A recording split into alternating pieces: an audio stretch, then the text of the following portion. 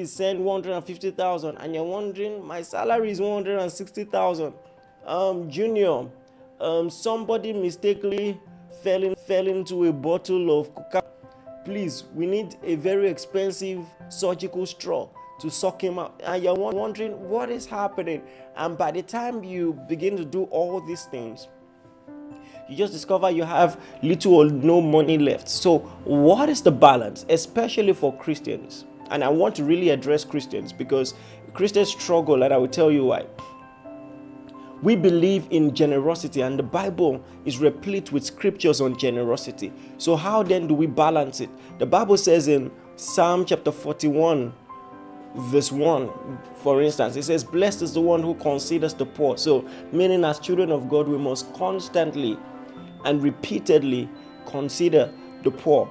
In fact, God goes a step further to introduce himself as the husband of widows and the father of orphans, just to give a direct relationship between the God of the Bible and people who are financially disadvantaged. All right. Psalm chapter 68, verse 5, a father of fatherless and a judge of widows is the God in his holy habitation. The same thing in Deuteronomy, or dethrone your enemy, just joking. Chapter 10, verse 18 to 19, Psalm chapter 10, verse 14. So listen, generosity will always be a part of the Christian tradition and religious tradition generally. All right. I think that this is one aspect where we have unanimous agreement, no matter what your faith is. If you're a person of faith or you're just a well-meaning human, I believe that some part of you knows to extend a hand of generosity to people who are financially disadvantaged, and that must always be a part of us. Listen, I want to take my time to really craft my argument carefully, because you see, some of you, it's not a saving problem you have, you're just plain stingy. A lot of people have not learned to be generous, and you're waiting to be a billionaire, all right, before you actually start helping someone out there, and that's wrong. And so I want to establish this balance that first and foremost, generosity is a crucial and important part of what we do and who we are, all right? And we are not going to wait till we have all our needs, every single thing figured out before we now begin to say, all right, now that we've built, filled all the bank accounts, who then can we help? Okay, look at this peasant here. You can't think like that and be a child of God. All right, so it's very important you strike that balance. But then there is another extreme where Christians begin to form El Shaddai. El Shaddai is like a religious name for God. That means all sufficient. You are not all sufficient. And I think it's a very important place to begin, to say that if I think I am El Shaddai, I shall die. I think I just said that so that you will remember. The moment I begin to think that I am El Shaddai, I shall die. It's really simple, because as much as you want to think that you can help everybody, you can't.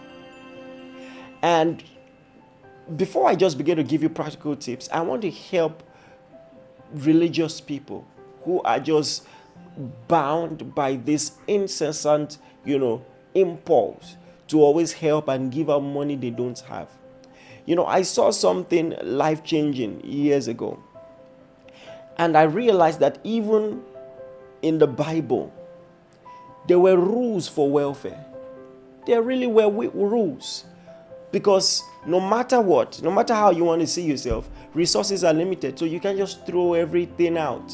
All right, let me say this: there are enough legitimate needs to finish your money right now. In fact, there are enough legitimate needs in the world to ensure that you live in penury. Just so you know, there are enough legitimate needs.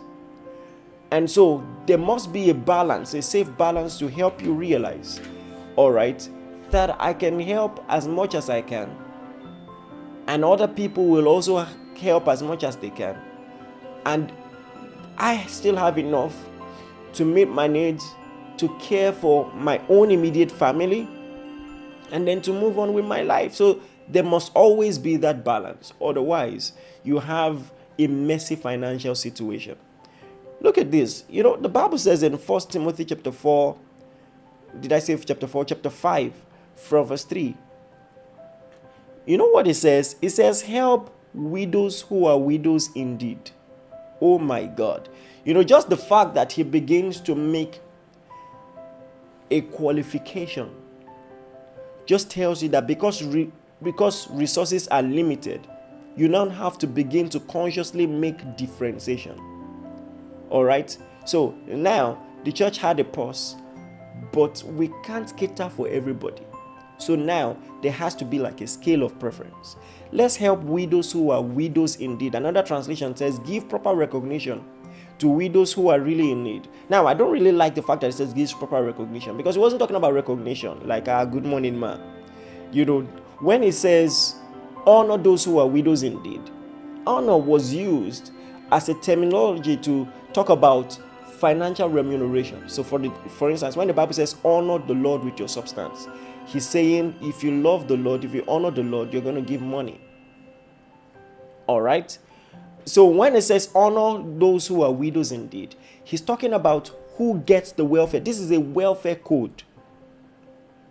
Resources are limited, so who then gets the welfare? And it says widows who are widows indeed. Quite all right. We should help the widows, but we can't help every widow. So what then do we do? Help widows who are widows indeed. So who is he calling widows indeed? In verse 4, he says, but if a widow has children or grandchildren, these should first learn to put their religion to work by caring for their own family and repaying their parents and grandparents, for this is pleasing to the Lord. So now he's referring to widows and widows indeed as people who are dependent, who are poor, and who don't have immediate family help. So now this is an example of welfare in the church. How come every need you are coming to us? Don't you have family? So now this just gives you a way to think about welfare. As legitimate as your needs are, we can't help only you, especially if you have other people who should be helping. I will tell you how that relates to you as an individual. So now, even if the Bible calls God husband of widows, he now says we have to be wise about this. There are widows who don't have any help at all. Let's prioritize those ones. The ones who have cousins, who have grandchildren, let those ones demonstrate their religion by helping their mother or their auntie.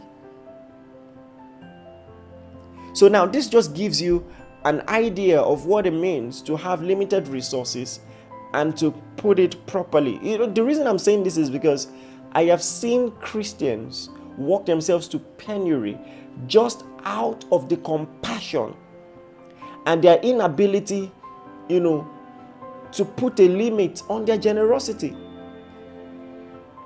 So now, Paul is giving an instruction on who should be helped. Help widows indeed. So for you as an individual, you have every right to say, you know what, I can't help everybody. I am just starting financially. Why is some distant uncle who I don't even remember, when I was growing up, why is he telling me about his financial troubles? Anyway, let me make some more clarification. Look at verse 8 of the same 1 Timothy 5. It says, anyone who does not provide for his relatives and his own household has denied the faith and is worse than an unbeliever. So this is a balance. This is why we must still help. This is a Christian perspective. He says, now, verse 9, no widow may be put on the list of widows unless she is above 60. So now, even in Bible welfare for the church, there was age limit. Do you understand what I'm saying? So now you have the right to say, my parents are retired, they will be my priority. Do you understand what I'm saying? So there must be some, when resources are limited, you can now say, I can't send people to school yet, but I can send money for food once a month. I can do 5K monthly. I can do 10K monthly. And for now, anything beyond that, I can't do that. Why is my cousins, younger brothers, elder brothers, younger siblings, neighbor's daughter, who is just 25 years old, always asking me for money? Okay, at this stage of my life, I can't do that. I can't help with that. My only priority for now will be daddy. Or my only priority for now will be mommy. And as time goes on, I'm going to increase in my generosity. I'm going to add more people to the list. And listen, the reason I'm saying this is because there is a crab mentality. Have you heard of the crab? So there is this interesting experiment that was done to say, when you have like 10 crabs into a container, you don't need to put a lid. You don't need to put a lid. You don't need to stop the crab from escaping, because as long as there are other crabs in there, those crabs will stop their neighbors from going out. As long as when one is trying to climb out, they drag that one in. So this is what I'm saying. If you're not careful, you will end up eating your seed, eating your capital. All right? Because you are still trying to cross poverty line. You still they try. You have been praying to God, done NSPPD, gone to Shiloh. God has given you a job.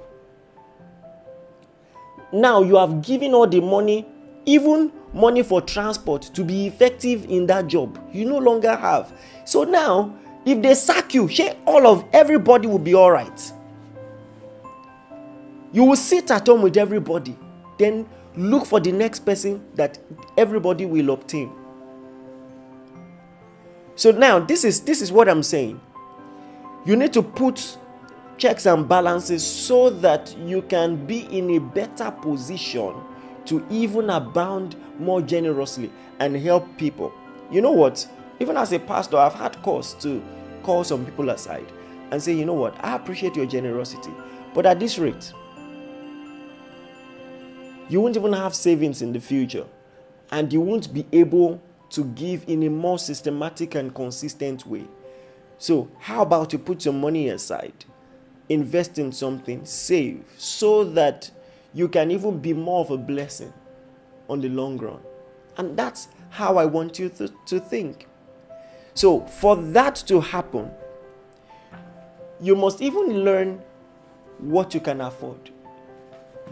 A lot of people don't even know what they can afford.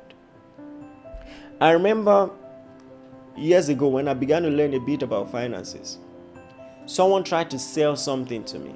I think it was a wristwatch. And I said, I can't afford it. And he looked at me funny. What do you mean? You way we know. You can afford it. I said, the fact that I have the money for it doesn't mean I can afford it. You see, a lot of people don't know this. If you have 20,000 naira, you can't afford a 20,000 naira perfume. You have the money for it, but you can't afford it. There's a difference. That you have the money to buy something does not mean that you can afford it. If you have 20,000 naira in your account, the people who buy 20k perfume are not your mates, respectfully. The people who buy 20,000 naira shirts are not your mates. You can't afford it. And so, a good way to start this conversation is to begin to talk about simple things like a budget. You must have a budget. You must have a budget. You must know how much you spend. There is something financially smart people call recurrent expenditure, and that's the amount of money you spend consistently. So what's your recurrent expenditure? All right? And a simple way to do this is just go to your bank. Ask for your bank statement to be printed. Let them print your bank statement for the past 3 months. I assure you, when you do that, you'll be full of revelation. By the time you add what you have been using on pizza, you'll be amazed. You will be amazed. You can just discover, what? 500,000 on ice cream in the past 3 months. You'll be shocked. Bank statements reveal a lot. All right? And when you do that, the goal is now to balance your income with your expenses. So where is my money going? And where should my money go? So you must have a fair idea of how much recurrent expenditure, is demanded of you, of your salary every month. How much does it take to transport yourself? How much do you spend on food? For another reason why stuff like this will be very revelatory is because many times, to save time, we just enter into one eatery and buy food. Not everybody can afford that luxury. So these are the things that looking at your bank statement will expose. You might now have to make a resolution. You know what? I'm going to go to Iyabasira and I'm going to give her money, or in fact, that's still luxurious. I can't afford that. On Saturdays, I will buy soup. I will buy ingredients. I will cook soup for the month. Put it in a deep freezer. So you begin to make wise choices like that. By the time you at least know what is required of you. All right? So you must have a budget. The reason I'm saying this is because some of you don't even have the right to complain that you are being taxed. You have no right to complain, because if you manage your finances better, you'll probably be able to give better. All right? If you manage your finances better. So that's why we need to talk about this. You need to budget. And let me just give you, there are many general ideas, a lot of ideas out there on how to budget. But this is what I would say that will help you. You need to know what are your needs, and you need to know what are your wants. What are wants? Wants are things that are not necessary but improve the quality of your life. Things like Netflix. You can survive without it. You might hate to believe that, but it's true. Trust me, you won't die. It's not oxygen.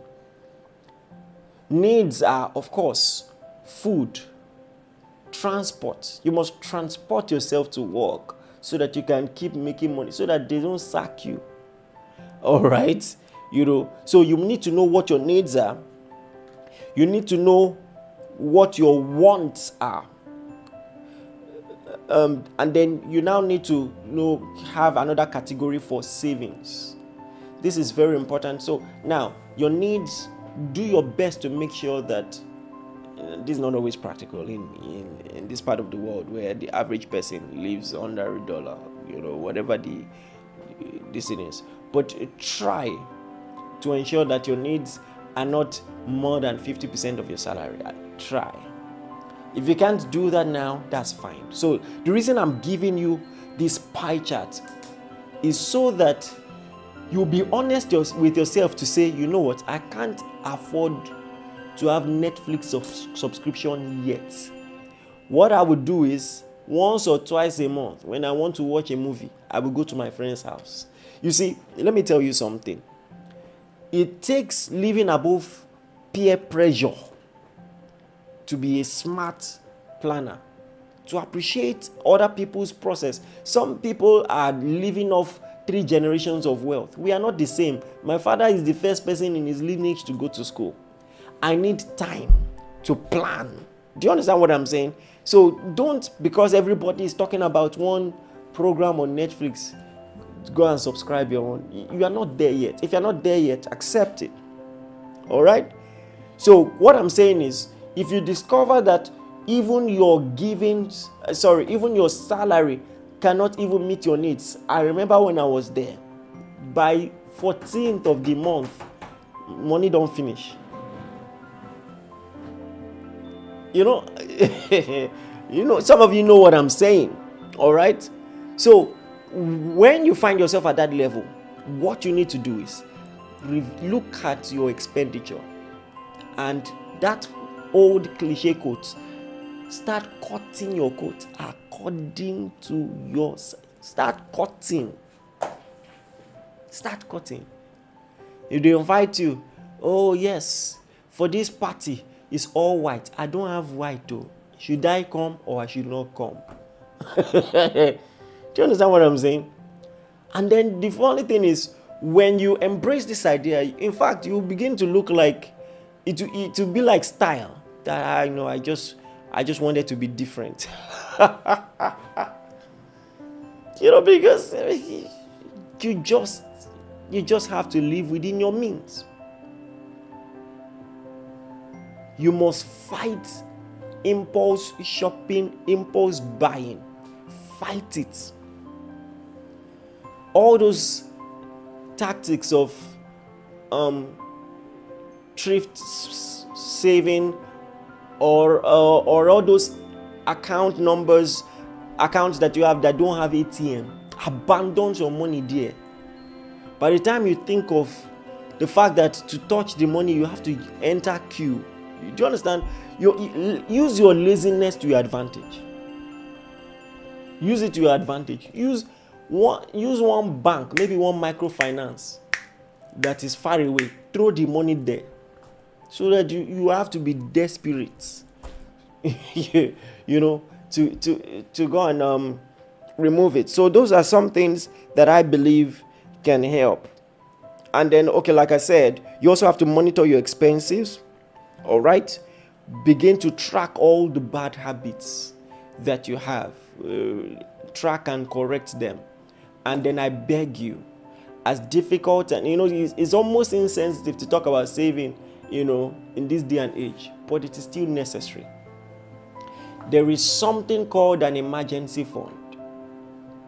And statutorily, an emergency fund is your needs budget. How much money do you need for food, transportation? I won't just say your salary. Some people say 6 months salary, but I would say your needs expenditure times 6. So if, God forbid, there is an emergency, you lose your job, God forbid, those things happen. It might just be even a prophetic transition. All right. Try to make sure that you don't die because you didn't plan for it. You're not being religious not to plan for a rainy day. All right, because tough times really do come. So plan for it. I'm not praying that you're going to, be sick or any such thing, but you'll be irresponsible not to have any money to even treat yourself. You'll be irresponsible. So and then it's going to take a lot of discipline. Sometimes it's going to take a lot of pain, but you must have all of this. All right. And here is something. So when you do this to yourself, when you know how much money you need to go through a month, when you know how much money you want, you know exactly how much above that quota you need to be able to eat out once in a while, buy a Shoaib, buy large internet, not just basic internet to check your mail, just be streaming and all those things. When you have that budget, you can now know how much money you can safely give and still be responsible. Do you understand what I'm saying? You can now know how much money. Some of us can't even answer that question, and that's the problem. So we don't even know how far is too far, how much is too much. We don't know that. So we must have like a generosity expenditure. We must have a savings expenditure. We must know how much money we need to go through the month. So that way, we can now create a generosity budget. Let me say this. You are not a giver if you give impulsively. There's a difference between, let me backtrack. Something very interesting happened in Dubai. I entered a roller coaster ride, And it was one of the scariest things I ever did in my life. In fact, I vowed never to do it again. It was that scary. But much to my amazement, all the children 6 years and under who climbed that thing were not as afraid. They were not afraid. Then it dawned on me that not everybody is brave. Some are just foolish. Some don't know enough to be afraid.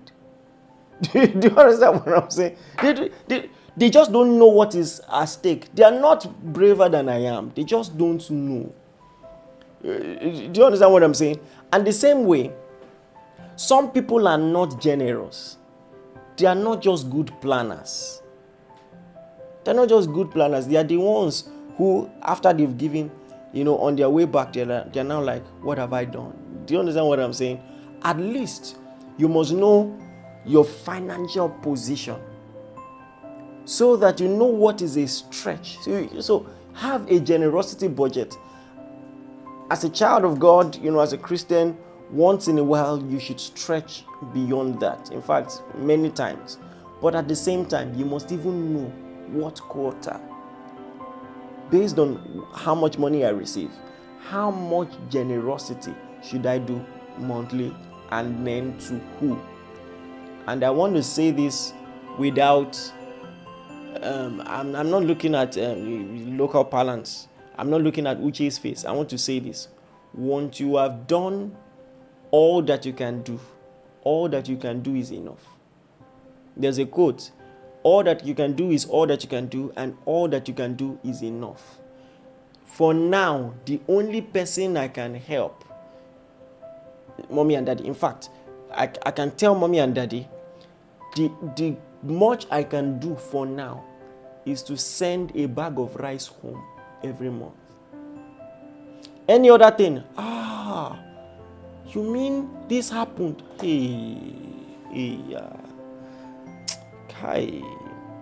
I'm sorry, I can't do it now.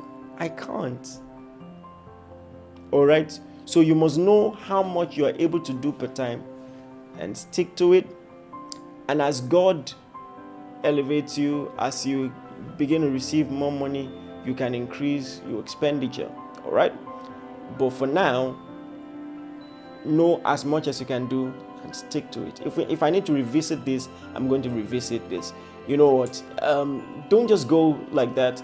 If you have some tips that have helped you and you want to share with us, please share them so that I might borrow a few ideas and share in the next series. Listen, I was listening to someone. Anyway, I'm going to talk about that later. Just try if you can afford it. Try to smell nice. It will help you. The right type of shirts to use and all those things. I have discovered that a lot of favor and progress, come from simple things like that. All right? Men look on the outward appearance. God looks on the heart. You are dealing with human beings, not with God. And a lot of the favor that you will experience is dependent on your perception. I have a lot to teach you on that.